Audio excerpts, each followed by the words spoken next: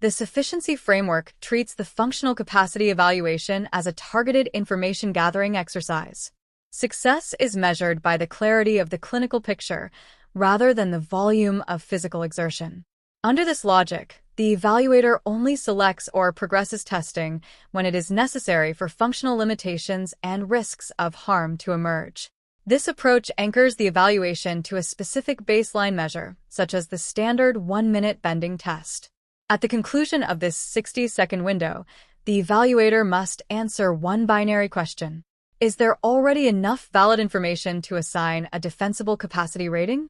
Answering that question requires the evaluator to synthesize three specific pillars of data: the patient's pace, their biomechanical limitations, and any observable pain behaviors.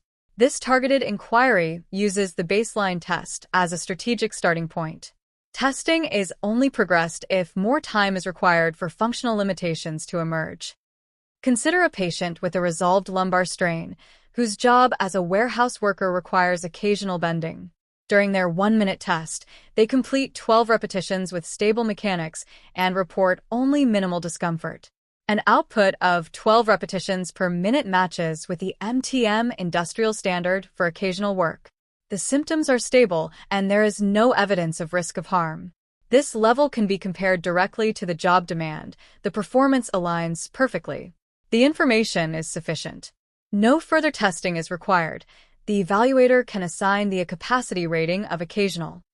Progressing a test when the pace, mechanics, and job demands are already in alignment provides no clinical value. It only increases the patient's physical burden. Evaluators must use targeted progression when the initial 1-minute test fails to provide a clear, interpretable picture. Take a patient with chronic low back pain seeking clearance for a light manufacturing role that requires frequent bending throughout the shift. The initial test data is conflicting. The patient reports a high pain level of 7 out of 10, but their movement shows no physiological response and no mechanical breakdown.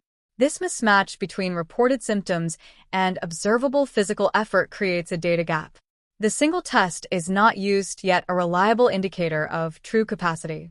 To resolve this, the evaluator utilizes the repeat test in session. Performing the exact same test again after a rest period allows for a direct assessment of consistency in both movement and symptom reporting. Another data gap occurs when the baseline test mechanics fail to match the patient's specific job requirements. Imagine a flooring installer who easily completes 21 bend repetitions during the 1-minute repetitive test. The gap here is positional. The installer's job requires sustained, prolonged stooping, a demand that a repetitive motion test simply does not address.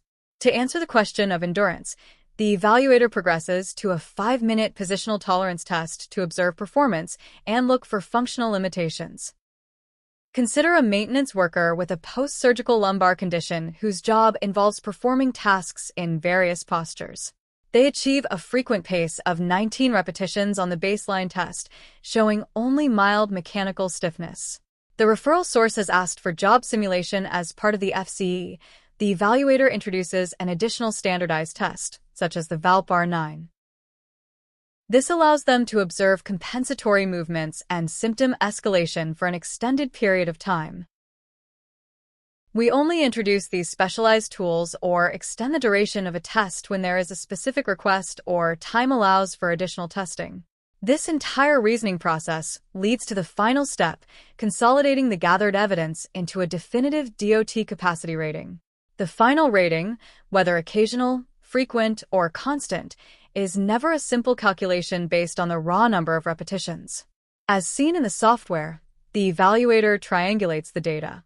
Movement mechanics, pace, and pain behaviors are filtered to arrive at a final rating. The override function exists because human clinical judgment must be the final authority, trumping raw calculations. The evaluator must protect the patient's well-being, gathering only the data necessary to defend the final conclusion.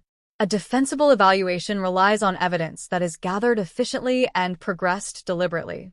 You stop the testing when the clinical picture is clear.